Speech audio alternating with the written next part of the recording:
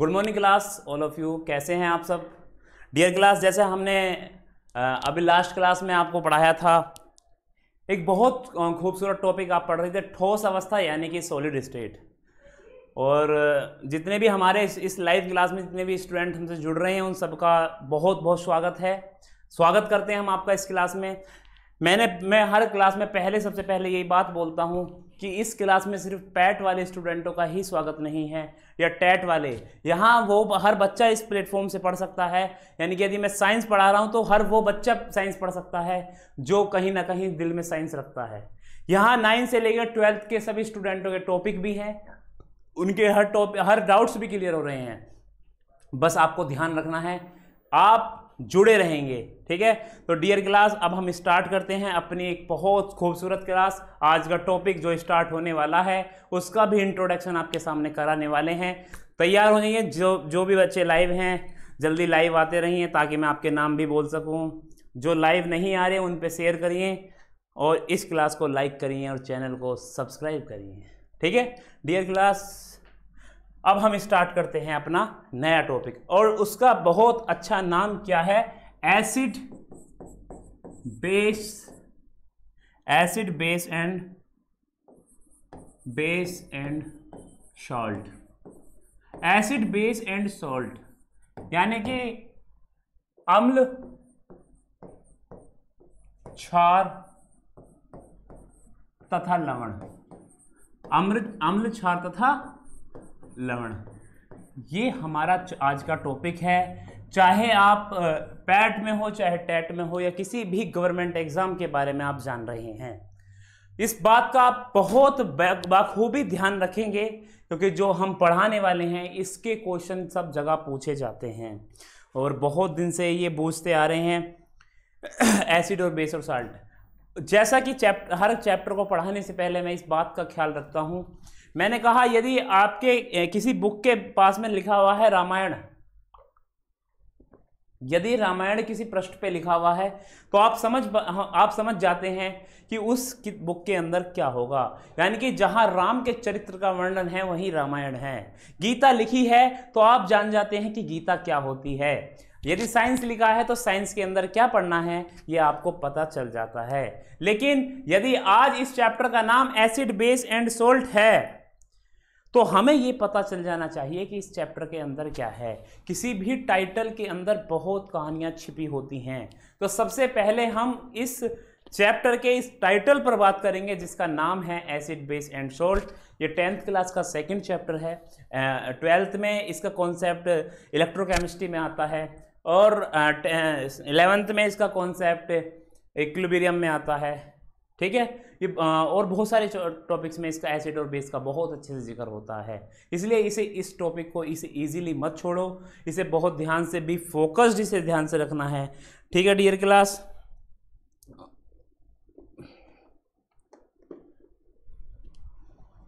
ठीक है, अब हम स्टार्ट करते हैं। इस चैप्टर के सबसे पहले वर्ड के बारे में जानते हैं क्योंकि सबसे पहला वर्ड आपका क्या है? एसिड है। इस एसिड के बारे में हेडिंग लगाइए, एसिड क्या है, एसिड क्या है, अम्ल क्या है, इसके बारे में समझते हैं। देखिए, अम्ल वो हर चीज है, एसिड वो हर चीज है जो हमारे आसपास या तो बहुत ज्यादा कोरेसिव है या बहुत डेंजरस है, जिसको हम छू नहीं सकते या फील भी नहीं कर सकते। यदि मैं इस सब चीज़ को एक क्लियर समझाना चाहूँ, इन तीनों एक एसिड और एक बेस को समझाना चाहूँ तो एक बहुत छोटे एग्जांपल से मैं आपके सामने समझा देता हूँ, ठीक है। वो समझाने के लिए आपको जो है समझा देते हैं इसे। आप एग्जाम्पल लीजिए, एक गिलास आपके पास है, इस टाइप का कोई गिलास आपके पास है, इसमें कोई लिक्विड आपको भर के दे दिया, आपको बताना है ये लिक्विड एसिड है या बेस है। बिल्कुल कॉन्सेप्ट पे आ जाइए फिर वापस, ठीक है।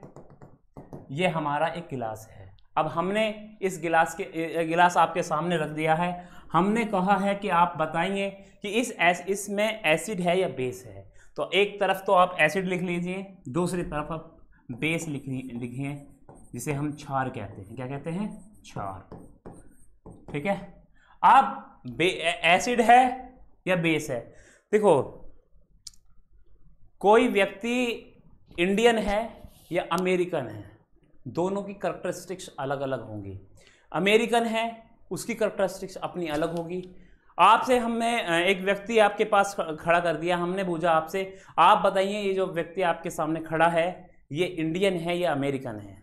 ठीक है, आप क्या करेंगे, क्योंकि कंपैरिजन दो करने हैं ना, अमेरिका और इंडिया, एक ग्राफ बनाएंगे इंडिया का और एक बनाएंगे अमेरिका का। ठीक है, वो आप उससे पूछेंगे, वो बताएगा, उससे पूछो कहाँ मतलब किस जगह से आप बिलोंग करते हैं, तो वो कोई शहर, या अगर अमेरिका का होगा तो वो अमेरिका का शहर बताएगा, यदि भारत का होगा तो कोई अपने भारत का कोई भी शहर का नाम लेगा कि मैं उस शहर से आता हूँ। तो आप लिख के बताएंगे इधर ये अमेरिका वाला है या फिर ये इंडिया वाला। यानी एक कंट्रोवर्शियल एग्जांपल मैं आपके सामने इसलिए रख रहा हूं ताकि आपको क्लियर हो जाए कि मैं जो पढ़ाने वाला हूं वो कितना भी इंटरेस्टेड हो सकता है, कितना उसके बारे में आप समझ सकते हैं। क्योंकि कोई भी साइंस को अगर हम देखो, इंग्लिश टू इंग्लिश यदि इसके बारे में मैं बोलूँ तो बिल्कुल भी जो हमारे इस प्लेटफॉर्म से हिंदी मीडियम वाले जुड़े हुए स्टूडेंट हैं वो नहीं समझ पाएंगे, हिंदी में बोलूँ तो इंग्लिश वाले नहीं समझ पाएंगे। इसलिए दोनों को कोऑपरेट ये करना है कि दोनों भाषाओं को जो मैं मिक्सअप करके हिंदी प्लस इंग्लिश यानी कि इंग्लिश बनाकर जो पढ़ाना चाह रहा हूँ, तो आपके हर कॉन्सेप्ट क्लियर होना चाहिए। That's clear. लेकिन हम जो अब बात कर रहे हैं कि इस गिलास में एसिड है या बेस है, तो इसकी पहचान कैसे करेंगे। तो सबसे पहली पहचान होती है टेस्ट करेंगे, स्वाद लेंगे इसका। क्या लेंगे? टेस्ट। आम भाषा में कहते हैं चख के देखेंगे, चख है। ठीक है, तो हम करते हैं इसका स्वाद लेते हैं। यदि एसिड होगा तो इसका स्वाद कैसा होगा? श्योर। श्योर यानी कि खट्टा होगा, खट्टा हो गया। और यदि ये बेस है तो इसका टेस्ट कैसा होगा? बिटर होगा।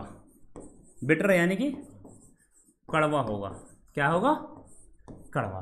ठीक है, एहतसाम एक मिनट देखना, क्लास देखना, आज क्लास मेरी किस टाइम है। ठीक है, बात क्लियर होनी चाहिए बेटा। यदि ये एसिड है तो ये श्योर होगा, खट्टा होगा, और यदि ये बेस है तो बिटर होगा। पहला पॉइंट क्लियर होना चाहिए कि हम उसको चेक करके देखेंगे, उसका टेस्ट लेके देखेंगे, और टेस्ट से हमें क्लियर हो जाएगा कि ये एसिड है या बेस है। सेकंड पॉइंट, बहुत important second point. Second point क्या है बेटा? अगर आप देखो, हर एसिड को तो हम चेक भी नहीं कर सकते, टेस्ट भी नहीं ले सकते। अगर उसका टेस्ट लेने लगे तो पता चला हमारी जीभ फूक गई, फिर या ऐसा भी हो सकता है कि लास्ट बार बस 11 बजे वाली 11th क्लास के, ठीक है, ओके।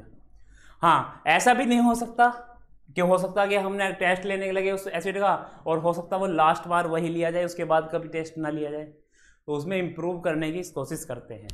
तो अब लेते एक लिटमस पेपर। उस लिटमस पेपर के बारे में मैं यहां लिख देता हूं, litmus paper. Litmus paper, litmus paper जो होता है डियर क्लास, ये जो है लाइकेन के पेड़ से बनता है। लाइकेन से, किससे बनता है? लाइकेन से। और ये इंडिकेटर है, ये बताता है यदि ये ब्लू लिटमस टू रेड हो जाए। कैसा हो जाए? Blue litmus to red. Blue litmus to red हो जाए, यदि ये ब्लू लिटमस टू रेड हो जाए तो ये एसिड है। और यदि रेड लिटमस टू ब्लू हो जाए, रेड लिटमस टू ब्लू हो जाए, यानी कि हम ये कह सकते हैं कि जो हमारा एसिड होता है यानी कि अम्ल होता है, वो नीले लिटमस को लाल कर देता है। हिंदी वाले समझेंगे, जो नीले लिटमस को लाल कर देता है उसे हम अम्ल कहते हैं। जो लाल लिटमस पेपर को नीला कर देता है उसे हम बेस कहते हैं, यानी कि उसे हम क्षार कहते हैं। सेकंड पॉइंट क्लियर हुआ। अब बेटा ऐसे ऐसे एसिड हमारे सामने होते हैं डियर क्लास, कि जिसको हम, जिनके कमेंट आ रहे हैं, good morning all of you, thank you. हाँ, तो कहने का मीन्स ये है बेटा, अब बहुत सारे हमारे एसिड ऐसे होते हैं जो बहुत ज़्यादा खतरनाक होते हैं, बहुत ज़्यादा कोरेसिव होते हैं। अब हम क्या करते हैं, जो इतने ज़्यादा खतरनाक हैं, इतने ज़्यादा कोरेसिव है, अब वो तो पेपर डालते ही पेपर को भी ख़त्म कर देंगे कि नहीं कर देंगे? अब पेपर को वो ख़त्म कर देंगे इसमें डिप करने के बाद, तो अब हम वो तो कोई हमें बताएगा नहीं, जल भी सकता है पेपर। एसिड इतने भी खतरनाक होते हैं कि वो पेपर जल जाए। तो अब हमें कैसे पहचान होगी कि वो एसिड है और बेस है? उसके लिए हमारे पास एक छोटा सा उदाहरण है। एक होती है इसे याद रखना है, इसका कलर जो हमने पढ़ा था वो पिंक होता है, ठीक है, ये लाइकेन के पेड़ से की छाल से बना होता है। अब हम बात करेंगे तीसरा जो इंडिकेटर हमारा होगा, ये तो दो पहचान होगी, तीसरा होगा एक होता है पीएच स्केल। क्या होता है? PH scale. पीएच स्केल का मतलब ये होता है, पीएच स्केल, सोरेनसन एक साइंटिस्ट थे, उन्होंने पीएच स्केल के बारे में बताया। उन्होंने कहा कि एक स्केल होती है जो 0 से स्टार्ट होती है और 14 तक उसमें नंबर होते हैं, बीच में 7 होता है। जब 7 से बिलोज आते हैं 7, 4, 7, 6, 4, 5, 4, तो इधर को वो एसिड होता है, और इससे अबव जाते हैं तो वो बेस होता है। ठीक है, एसिड और बेस होते हैं। यानी कि जब भी वैल्यू 7 से अबव आएगी, 7 से कम आएगी, तो उसको हम एसिड कहेंगे। 7 से यदि पीएच वैल्यू ज़्यादा आती है तो उसे हम कहेंगे बेस। ठीक है, तीसरे पॉइंट क्लियर करिए। Greater than, sorry, less than 7। तीसरा क्या है? Less than 7। और नेक्स्ट क्या है? More than 7। मोर देन 7, जो 7 से ज़्यादा होती है। ठीक है, बेस, बिटर और बिलू। याद रखना इसकी 3 प्रॉपर्टी बी और बी होती हैं। बेस माने बिटर, बिटर माने बिलू, जो बिलू लिटमस को कर देते हैं। ये ट्रिक है, इसकी याद रखना। ठीक है, ये 3 प्रॉपर्टी आपके क्लियर हुई होंगी, दोनों की हम बता रहे हैं। इससे नेक्स्ट हम एक प्रॉपर्टी पर बात कर लेते हैं। अगर इसके एसिड और बेस की यहाँ तो नहीं आएगी, नेक्स्ट पर ले लेते हैं। वो दूसरी प्रॉपर्टी क्या है? एसिड जो है, acid are corrosive in nature. Corrosive in nature, जो हमारे अम्ल होते हैं वो बहुत खतरनाक होते हैं, बहुत डेंजरस होते हैं। लेकिन यदि हम बात करें बेस की, बेस इज अ सोपी इन टच। सोपी इन टच, यानी कि जो हमारे बेस होते हैं वो छूने पर मुलायम होते हैं। जैसे आप साबुन इस्तेमाल करते हैं, नहाते होंगे, अब गर्मी में तो नहा रहे ही होंगे, है ना? ऐसा तो नहीं है कि गर्मी में भी बहुत से ठंड में भी। देखो, स्नान जो होते हैं वो कई तरह के होते हैं। हमारे समय की जो पीढ़ियाँ थी उनमें वहाँ ऐसा होता था, अब तो खैर सब डेली नहाते हैं। जो हमारे जो पहले होते थे, उस पहले एक टर्न बंधा होता था, एक दिन पापा नहाएंगे, एक दिन बेटा नहाएगा। क्योंकि जो हमारे स्नान भी होते हैं ना डियर क्लास, वो भी कई प्रकार के होते हैं। एक तो होता है चंचू स्नान। चंचू जानते हो? जो गांव से होते हैं वो जानते हो। चंचू का मतलब होता है पानी लिया और ऐसे छिट्टे मारे, इसे कहते हैं चंचू स्नान। क्या हो गया? और एक होता है गंधर्व स्नान। सोचा और हो गया। गंधर्व को ये भी कहते हैं जब तक गंध ना आए शरीर में से, जब तक नहीं नहाना। तो ये सिर्फ एक फिलर है ताकि आप जुड़े रहो। आपको इस क्लास में जो पढ़ने वाले हो, जो जहाँ तक हम पहुँचे वहाँ तक क्लियर हुई होगी बात। ठीक है, acid are corrosive in nature, soapy in touch. ये हमारी प्रॉपर्टी, 4 प्रॉपर्टी एसिड और बेस की आपके क्लियर होनी चाहिए। यहाँ तक जब जिस बच्चे क्लियर हो गए हैं वो अपना कमेंट ज़रूर दे। जितने बच्चों क्लियर हो गया, हाँ अंजलि बिल्कुल, अश्वनी ओके बिल्कुल। नहीं, सोप इन टच का मतलब होता है छूने में मुलायम होते हैं। जो हमारे जो बेस होते हैं वो छूने में मुलायम होते हैं जी। हाँ, कोरेसिव माने खतरनाक। और किसी का कोई डाउट? नेक्स्ट चलते हैं। अब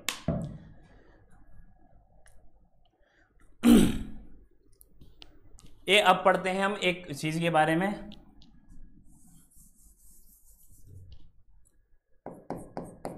वो है हमारा इंडिकेटर। सूचक। इंडिकेटर यानी कि सूचक। इंडिकेटर के बारे में जानते हैं। नोट्स बनाए थे इंडिकेटर के? अच्छा, इंडिकेटर का मतलब क्या होता है? जैसे हमारी यहां तक क्लियर हो गया ना? जल्दी, कोई डाउट हो तो पूछिए जल्दी।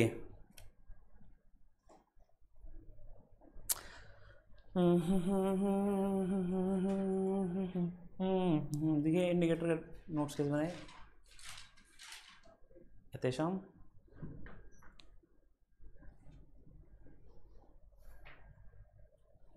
चलिए नेक्स्ट चलें। तो हेडिंग है इंडिकेटर। इंडिकेटर के बारे में पहले सुनिए समझिए क्या है इंडिकेटर। इंडिकेटर का मतलब होता है जैसे हमारी बाइक में इंडिकेटर लगा होता है, तो हम यदि उसकी ये साइड वाले डीपर्स जो होते हैं उन्हें ही हम इंडिकेटर कहते हैं। वो बताते हैं कि अब गाड़ी इधर घूमने वाली है या गाड़ी इधर घूमने वाली है। हमें पहले ही मालूम चल जाता है कि इंडिकेटर से हम कहाँ जाएंगे। तो यही होता है डियर क्लास इंडिकेटर जो एसिड, वो चीज़ जो हमें ये बता पा रहे हैं कि एसिड, ये एसिड है या बेस है। जैसा आपके सामने अभी हमने बात करी थी पीएच स्केल की।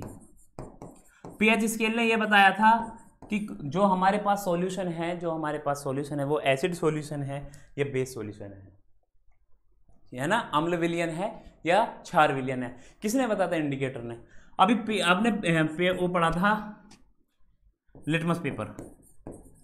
लिटमस पेपर भी हमारा इंडिकेटर ही है।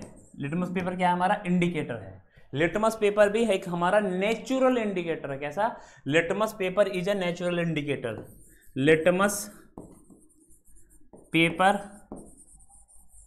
Is a natural indicator. Natural indicator याद रखना। नेचुरल इंडिकेटर कौन सा? हमारा लिटमस पेपर। ठीक है। अब क्या होता है लिटमस पेपर के बारे, यदि हम इंडिकेटर के बारे में बात करें तो इंडिकेटर क्या है? जो हमें ये बताता है कि कोई भी, अब बताता कैसे है? कलर चेंज करता है या स्मेल चेंज करता है। कैसे? हमारे पास एक होती है मिथाइल ऑरेंज। क्या होती है? Methyl orange. मिथाइल ऑरेंज एक सॉल्यूशन है। क्या है? मिथाइल ऑरेंज एक सॉल्यूशन है।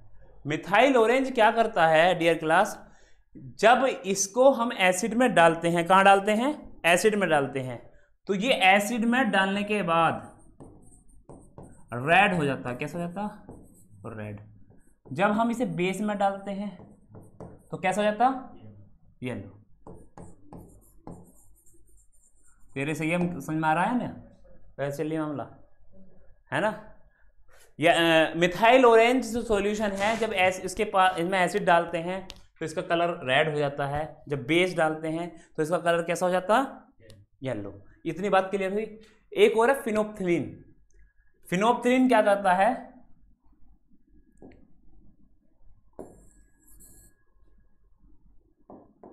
फिनोप्थिलीन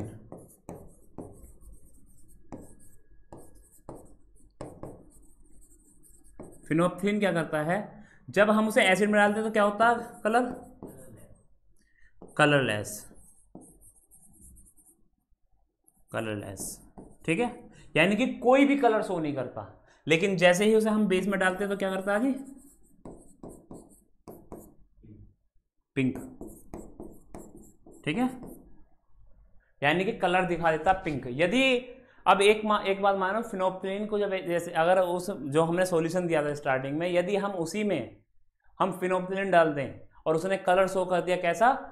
रेड, सॉरी पिंक, तो आप समझ जाना वो बेस है। और यदि कोई भी कलर शो ना करे तो समझ जाना कि वो क्या है? हमारा एसिड है। इतनी बात क्लियर हो जानी चाहिए। पक्का?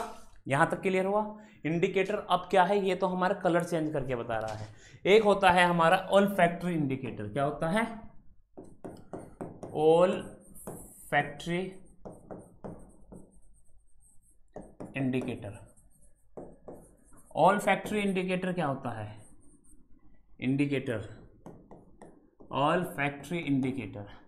ओल्फैक्टरी इंडिकेटर के बारे में समझिए।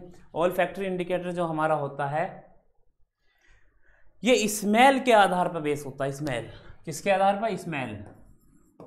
जैसे किलो ऑयल होता है, एग्जांपल हम लेते हैं किलो ऑयल। ये पढ़ा था तुमने किलो ऑयल वाला? लिख तो रखा नहीं है, बहुत लापरवाही करते हो। ठीक है। किलो ऑयल माने लौंग का तेल। लौंग, अरे लौंग तो जानते होंगे आप सब।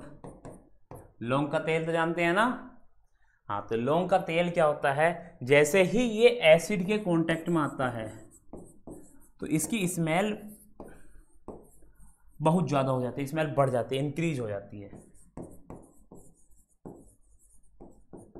और जैसे ही ये बेस के कांटेक्ट में आता है, यानी कि अम्ल क्षार, जैसे ही ये बेस के कांटेक्ट में आता है तो इसकी जो स्मेल है वो डिक्रीज हो जाती है। क्या हो जाती है? डिक्रीज हो जाती है,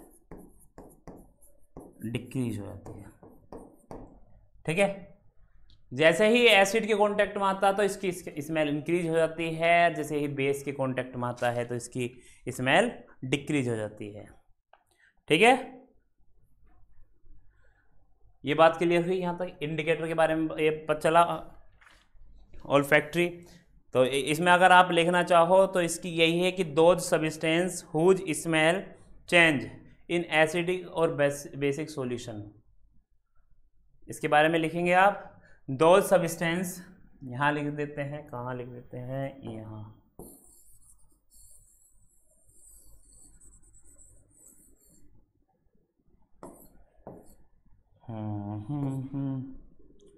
those substance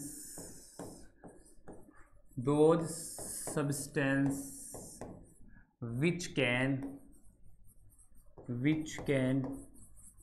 change smell, which can change smell in acidic and basic solution, in acidic and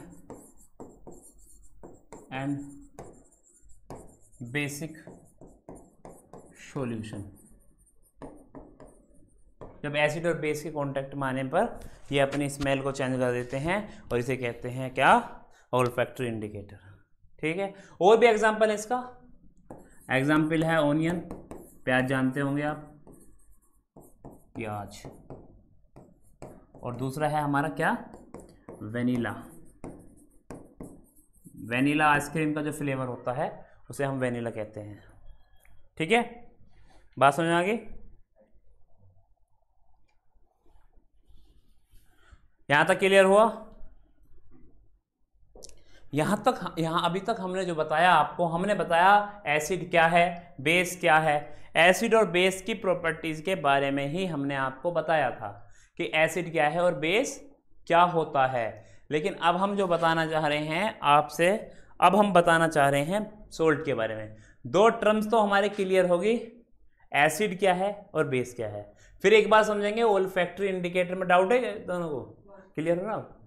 olfactory indicator के बारे में, ये वो सब्सटेंस जो इस एसिड और बेस के सॉल्यूशन के साथ आने पर अपनी स्मेल और टेस्ट को चेंज कर देते हैं, उसे हम कहते हैं क्या? Olfactory indicator. लेकिन अब थोड़ा सा और आगे चलते हैं। आगे कहाँ चलते हैं? अब हम पढ़ते हैं साल्ट, क्योंकि तीन टर्म्स हैं, एसिड, बेस एंड सोल्ट। लेकिन अभी तक हमने किसके बारे में जाना था? एसिड के में और बेस के। अब हेडिंग लगाएंगे सब सोल्ट, सॉल्ट। इसे कहते हैं, हिंदी में कहते हैं लवण। ये हो गई हमारी हेडिंग। ठीक है, सॉल्ट के बारे में। एसिड और बेस आपस में जब रिएक्ट करते हैं, एसिड और बेस ही जब आपस में रिएक्ट करते हैं तो सोल्ट बनाते हैं। तो क्या है? एसिड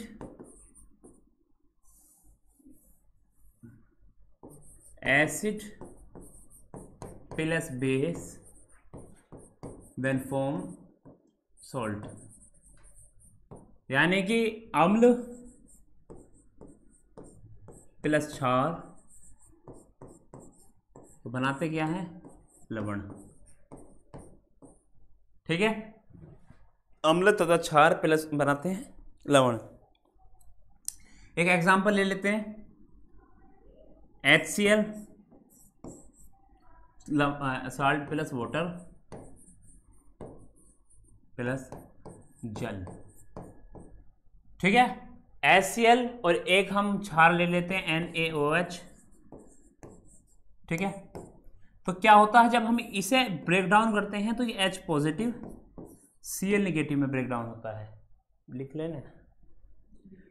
इसे जब हम ब्रेक डाउन करते हैं Na पॉजिटिव OH नेगेटिव में, ठीक है। इसका वो अगर आपने, मैंने फर्स्ट चैप्टर में 10th वालों को पढ़ाया भी होगा, आपको एक्सचेंज ऑफ आयन सिखाया था, डबल डिस्प्लेसमेंट रिएक्शन। बस यहाँ डबल डिस्प्लेसमेंट रिएक्शन होने वाली है, यानी कि इसका पॉजिटिव इसके नेगेटिव के साथ और इसका नेगेटिव इसके पॉजिटिव के साथ, तो ये बनाएगा NaCl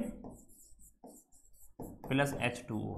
और H2O किसका फॉर्मूला होता है आप जानते हैं, वाटर का होता है, ठीक है। ये बन गया। ये क्या है, अब साल्ट की यदि डेफिनेशन देनी है तो आप यही कहेंगे, acid and base are react each other to form a salt. यानी कि जब अम्ल तथा क्षार आपस में अभिक्रिया करते हैं तो किसका निर्माण करते हैं, लवण का निर्माण करते हैं। बात समझ में आ गई यहाँ तक। Acid and base is are form salt, यहाँ तक करिएगा।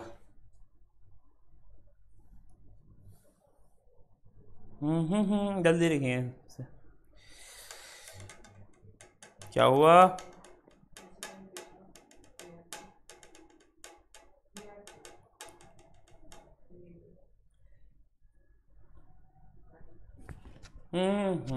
सुनिए। अब हम क्या करते हैं, सॉल्ट समझ में आया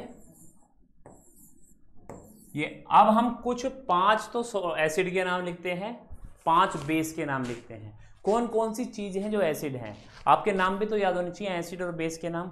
करते हैं, चल करें एकदम। स्क्रीनशॉट ले लें जो बच्चे स्क्रीनशॉट लेना चाहें इसका।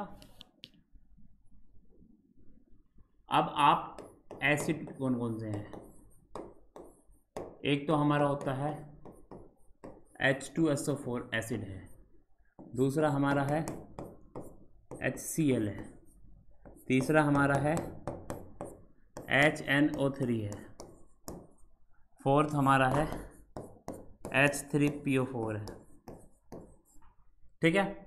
इसे कहते हैं हम सल्फ्यूरिक एसिड।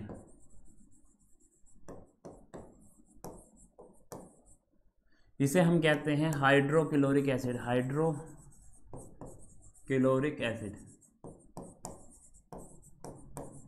इसे हम कहते हैं नाइट्रिक एसिड। इसे हम कहते हैं फॉस्फोरिक एसिड,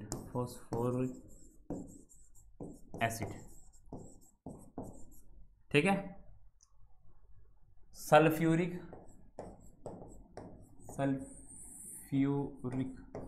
अम्ल। दूसरा हमारा होता है हाइड्रोक्लोरिक अम्ल।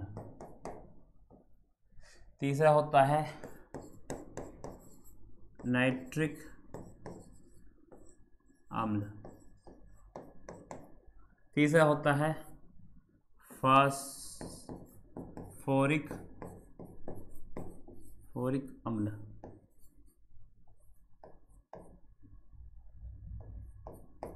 ठीक है, ये हमारे 4 एसिड हैं। नाइट्रिक, ये याद होने चाहिए चारों के नाम, H2SO4, HCl, HNO3, H3PO4। जल्दी ये नाम तो याद होने चाहिए, है जी।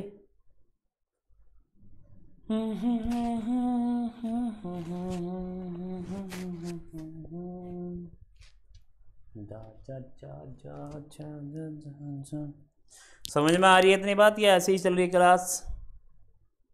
जो पढ़ा रहा हूँ क्लियर हो रही है या ऐसे ही बस टाइम पास हो रहा है?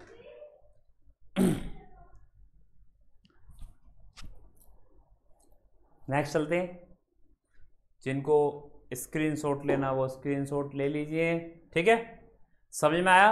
फॉर्मूला याद होना चाहिए, H2SO4, HCl, HNO3 और H3PO4, यानी कि sulphuric acid, hydrochloric acid, nitric acid और फॉस्फोरिक एसिड, ठीक है। अगले हम बेस के बारे में लिखते हैं। बेस कौन कौन से हैं? क्षार। बेस कौन कौन से क्षार? सबसे पहला हम लिखते हैं NaOH, दूसरा हमारा है KOH, तीसरा हमारा है अमोनिया,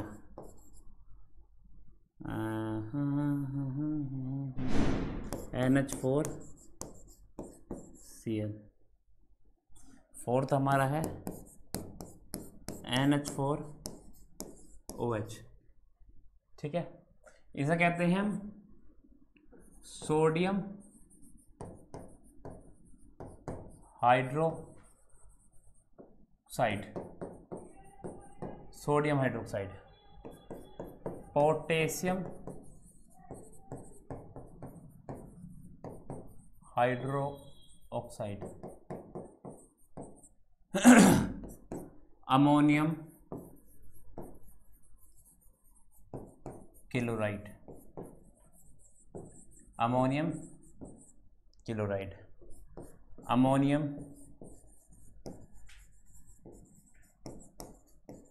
हाइड्रोक्साइड, हाइड्रोक्साइड। हिंदी वाले लिख लेंगे एक बार, ऐसी यही बिल्कुल टर्मिनोलॉजी हिंदी में लिखनी है। सोडियम को सोडियम क्लोराइड लिख देता हूँ, चलो एक आध को सोडियम हाइड्रोक्साइड,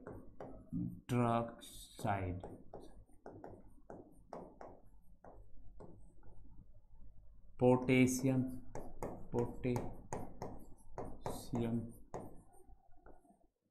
हाइड्रोक्साइड। ठीक है, इसे लिख देते हैं अमोनियम,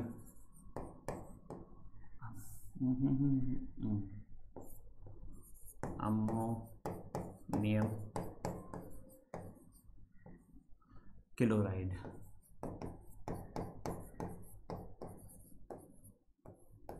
ठीक है, अमोनियम हाइड्रोक्साइड, अमोनियम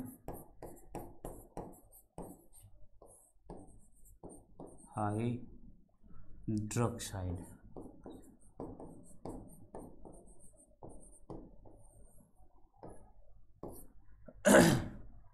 ठीक है बेटा, क्लियर इतनी बात?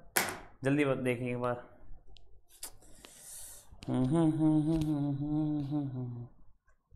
और थोड़ा सा आगे चलते हैं, बताते हैं इसके बारे में। नाम याद होने चाहिए बिल्कुल, कभी पूछ सकता हूँ 4 एसिड और 4 बेस के नाम आपके याद होने चाहिए। NaOH क्या कहते हैं, HCl का नाम क्या होता है, सल्फ्यूरिक एसिड का नाम क्या होता है, क्लियर होना चाहिए। यस और नो? संयम। ठीक है, अब हम जानते हैं एसिड भी 2 प्रकार के होते हैं। एसिड कितने प्रकार के होते हैं? 2 प्रकार के। एसिड 2 प्रकार के होते हैं, अम्ल। ठीक है, अम्ल 2 प्रकार के होते हैं। एक तो होते हैं नेचुरल एसिड, नेचुरल एसिड। ठीक है, नेचुरल एसिड। ठीक है, दूसरे होते हैं हमारे mineral acid,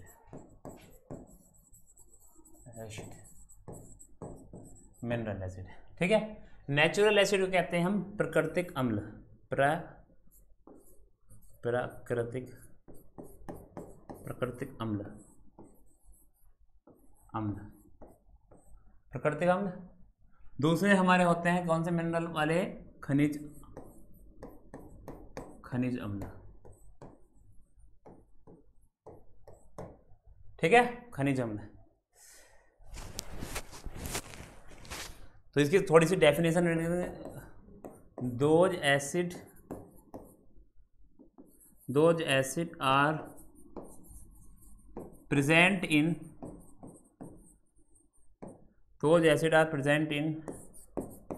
animals and plants, animals and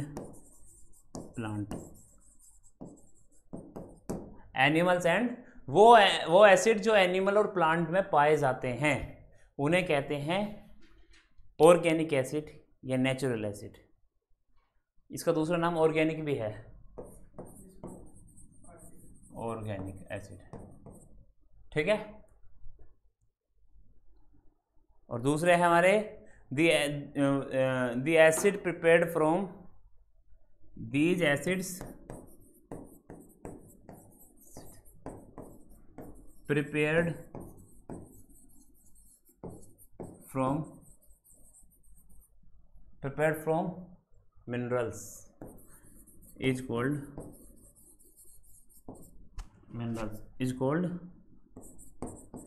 mineral acid.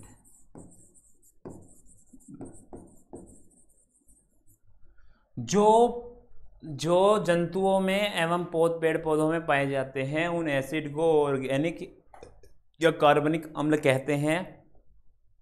जो एसिड खनिज के मिनरल्स की सहायता से बनते हैं उन एसिड को हम क्या कहते हैं?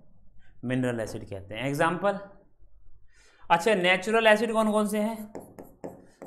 उदाहरण लें, जैसे हमारा नींबू होता है, तो नींबू के अंदर एक एसिड होता है, नाम क्या उसका? नाम पता नहीं है। Citric acid. क्या होता? Citric acid. सिट्रिक एसिड हमारा लेमन में पाया जाता है। कहाँ पाया जाता? लेमन में है।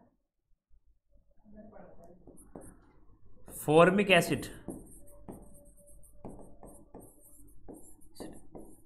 ये पाया जाता एंट स्टिंग में। एंट स्टिंग होता है चींटी का डंक, चींटी के डंक में पाया जाता है। स्टिंग माने डंक, एंट माने जानते चींटी। इसके अंदर फॉर्मिक एसिड पाया जाता है। वहाँ सिट्रिक एसिड लेमन में पाया जाता है। ठीक है। मलेइक एसिड, मलेइक एसिड कहाँ पाया जाता है? एप्पल में, सेब में। ठीक है। और ये हमारे अभी तुम्हारे नाम सामने लिखवाए थे H2SO for example, H2SO4 HCl H3PO4। ये क्लियर होनी चाहिए इतनी बात। जल्दी इन्हें एक बार नोट डाउन कर लो। बोलिए।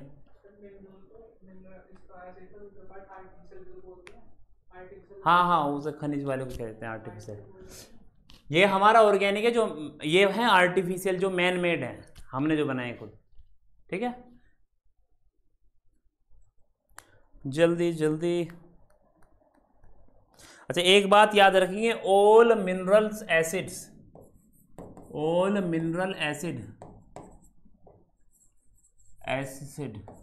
Are strong acid.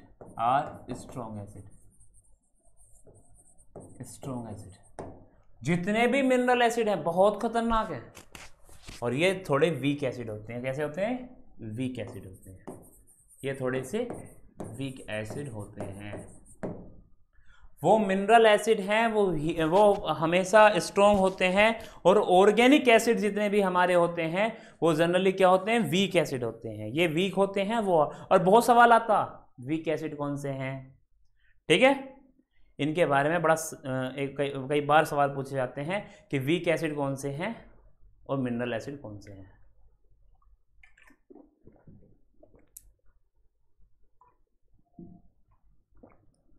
यहां तक सभी के क्लियर हुआ? सब बच्चों को बात पता चली है? कोई डाउट हो तो पूछिए, जल्दी।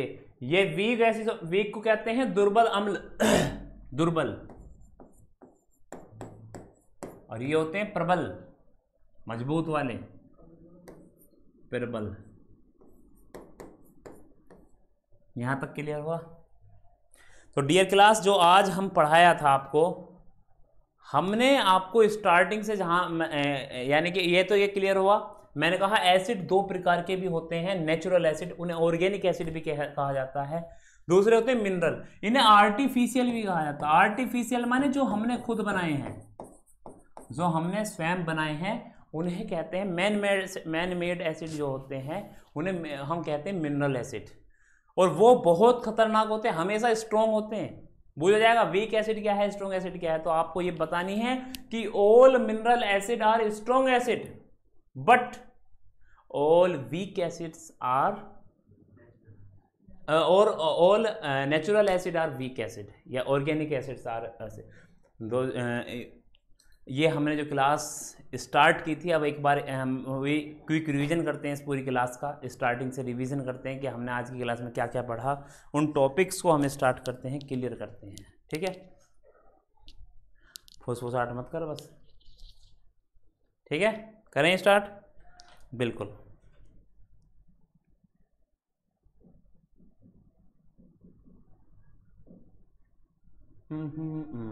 यहाँ से सबसे पहले आपका हमने करा था इस क्लास में वेलकम।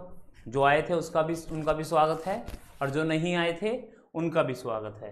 अब हम करते हैं रिवीजन। रिवीजन में क्या करते हैं, हमेशा मार्कर चेंज करते हैं। ये वाला ले लेते, नहीं ये वाला तो था ही।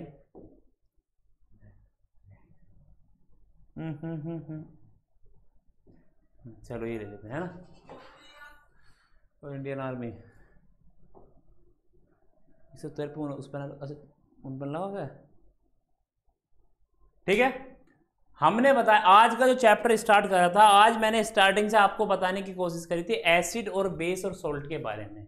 मैंने कहा था कि एसिड कौन से होते हैं, बेस कौन से होते हैं, और सॉल्ट कौन से होते हैं। इन सब के बारे में हमने बात करनी स्टार्ट की थी।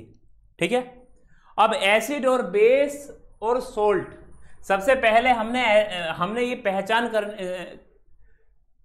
पहचान की थी कि कौन सा एसिड है कौन सा बेस है। इस चीज को आइडेंटिफिकेशन के लिए हमने एक एग्जांपल लिया था, किस चीज का, ये एक गिलास का इस्तेमाल करा था। हमने कहा इसके अंदर कोई लिक्विड भरा हुआ है, क्या है, ये लिक्विड है, और हमें ये पता लगाना है ये लिक्विड एसिड है या बेस है। तो सबसे पहले एग्जांपल हमारा यही था कि ये श्योर होता है, टेस्ट में खट्टा होता है तो वो एसिड है, अगर कड़वा है तो वो हमारा बेस है। फिर हमने सेकंड लिया था, वो पीएच स्केल से, सॉरी लिटमस पेपर से बात करी थी। लाइकेन होता है वो पिंक कलर का, जब वो ब्लू लिटमस टू रेड हो जाए तो इसका मतलब एसिड है, और वो रेड लिटमस टू ब्लू हो जाए तो वो हमारा क्या होता है, बेस होता है। लेस देन 7 वैल्यू होती है श्योर है, मोर देन 7 हो तो हमारा बेस है। बी से हमने एक ट्रिक बताई थी मैंने कि अगर बिटर, बेस और ब्लू ये हमारे होते हैं बेस। ये बात क्लियर हुई होगी ये सब क्लास के। और उसके बाद हम, ये हमारा शायद रिमोट स्टार्ट नहीं हो, हाँ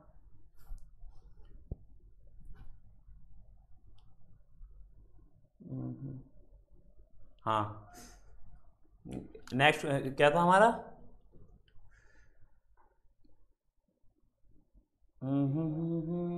हाँ ये इसके बाद हमारे लास्ट प्रॉपर्टी ये वाली थी, acid are corrosive in nature, acid are corrosive in nature, और base are soap in touch. ये हमारी फोर्थ प्रॉपर्टी थी इसकी। यहाँ हमने फिजिकल प्रॉपर्टी जो एसिड की वो कंप्लीट करी थी। यहाँ तक हमने बताया था फिजिकल प्रॉपर्टी। केमिकल प्रॉपर्टी तो हम कल की क्लास में करेंगे, लेकिन आज हमने ये फिजिकल प्रॉपर्टीज की खत्म की है। यहाँ तक कोई डाउट क्लियर किसी को? इससे बाद हम बात करें, हमने इंडिकेटर की बात करी। फिर इंडिकेटर तो हमने ऐसा पकड़ा था, हमने कहा सूचक क्या होता है, उसे हिंदी में सूचक कहते हैं। वो सूचना देता है, वो बताता है, अपना कलर चेंज करता है या स्मेल चेंज करके ये हमें बताता है कि कौन सा एसिड है और कौन सा बेस है। ठीक है, इसके बाद हमने फिनोप्थिलीन का एग्जाम्पल लिया था। हमने कहा जब वो एसिड के कांटेक्ट में लाते हैं तो वो कलरलेस हो जाता है, बेस के कांटेक्ट में लाते हैं तो वो पिंक कलर देता है, और मिथाइल ऑरेंज को जब एसिड के कांटेक्ट में लाते हैं तो वो रेड होता है, और बेस के कांटेक्ट में वो येलो होता है। ठीक है, हमने पीएच स्केल, लिटमस पेपर, ये सब नेचुरल इंडिकेटर। और ये हमने लिखा था लिटमस पेपर जो है ना वो एक नेचुरल इंडिकेटर है, बिल्कुल। ठीक है, इसके बाद ऑयल फैक्ट्री इंडिकेटर जो स्मेल चेंज करके अपने हमें बताता है कि कोई एसिड है। किलो ऑयल का एग्जांपल हमने लौंग के तेल का एग्जांपल दिया था कि उसकी एसिड के कांटेक्ट में इंक्रीज हो जाती है, बेस में डिक्रीज हो जाती है। उन सब के वेनिला एग्जांपल, ओनियन उसका एग्जांपल है, याद होनी चाहिए एग्जांपल ये। फिर हमने सोल्ट के बारे में बताया था। सोल्ट के बारे में एक महाभारत हमें पढ़नी है, लेकिन सोल्ट का छोटा सा परिचय ही, सोल्ट बना कैसे होता है। हमने कहा एसिड और बेस को जब आपस में मिक्स करते हैं तो हमारा सोल्ट और वाटर बनता है। हमने HCl NaOH एक एसिड और बेस का एग्जांपल लिया, बनाया NaCl। ये हमारा सिंपल सोल्ट है। क्या है? ये हमारा सिंपल सोल्ट है, वही जो हम नमक खाते हैं, वो यही वाला नमक है, वो साधारण नमक जिसे हम खाते हैं। ठीक है, टेबल सोल्ट जो है। एसिड, 5 एसिडों के नाम जो आपको याद होने चाहिए, H2SO4, HCl, HNO3, H3PO4, ये आपको नाम याद होनी चाहिए। किसे सल्फ्यूरिक एसिड कहते हैं, हाइड्रोक्लोरिक एसिड कहते हैं, नाइट्रिक एसिड कहते हैं, फॉस्फोरिक एसिड कहते हैं। यहाँ तक तो क्लियर हो चुका होगा, कोई डाउट? इससे नेक्स्ट चलते हैं। हमने फिर बेस के बारे में बात करी थी आपसे, 4 बेस के नाम लिखवाए थे, NaOH है, KOH है, NH4Cl है, NH4H है, ammonium hydroxide, ammonium chloride, potassium sodium hydroxide. ठीक है। इसके बाद हमने बात करी थी एसिड 2 प्रकार के होते हैं, वीक एसिड होते हैं, मिनरल एसिड होते हैं। वीक एसिड हमेशा ऑर्गेनिक एसिड हमेशा वीक होते हैं, और जो हमारे स्ट्रॉन्ग एसिड होते हैं वो हमेशा मिनरल होते हैं। मिनरल जो हम खुद बनाते हैं, और नेचुरल जो हमें प्रकृति से मिलते हैं। जैसा हमने citric acid, formic acid, Malik acid के बारे में बात करी थी, ये वो एसिड हैं जो हमें प्लांट से मिलते हैं, जो हमें खुद नहीं बनाए। HCl, H2SO4 ये हमने खुद बनाए हैं, और ये बहुत स्ट्रॉन्ग एसिड है। तो आज की क्लास में हमारा यही, और इसके बाद हमने कहा था ये हमारी एसिड के बारे में बहुत सारी डिटेल है। अभी कुछ और भी डिटेल रह गई हैं, जैसे डाइल्यूट एसिड किसे कहते हैं, कॉन्सनट्रेटेड एसिड किसे कहते हैं। इसके बाद हम जो बात करेंगे ना कल की क्लास में, कल की क्लास का जो मेन टॉपिक रहेगा वो ये रहेगा, chemical properties of acid and base, acid and base. ठीक है। अम्ल तथा क्षार के रासायनिक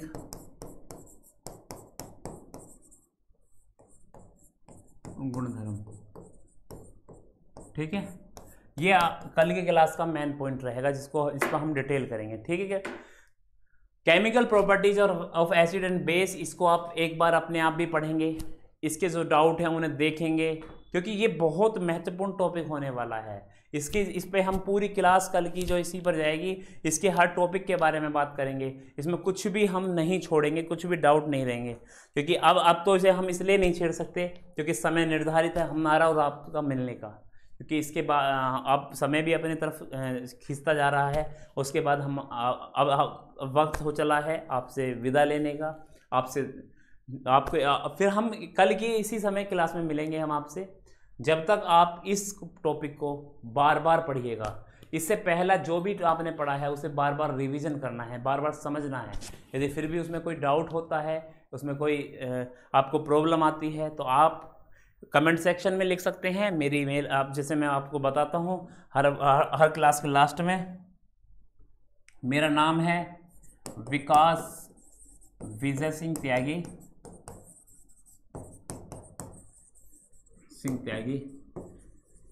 आप इससे मुझे गूगल पे भी सर्च कर सकते हैं, फेसबुक पे देख सकते हैं, यूट्यूब पे जहाँ भी डालेंगे मेरे बारे में आ जाएगा। इसके बारे में नंबर मेरा ये है 8006045501, ये मेरा नंबर है, और मेरी आईडी है जिस पर आप अपनी मेल भेज सकते हैं, विकास त्यागी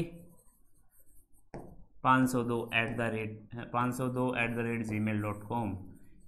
आप सेकंड स्टार वाली आप मुझ पर मेल भेज सकते हैं। कोई अगर जिसकी ज़्यादा प्रॉब्लम है, मैं उसके जवाब देने की, मेरी टीम उसके जवाब देने की आपको कोशिश करती है। मेरे साथी जो मेरे इस टीम में काम करते हैं वो आपके हर डाउट को क्लियर करने की कोशिश करते हैं।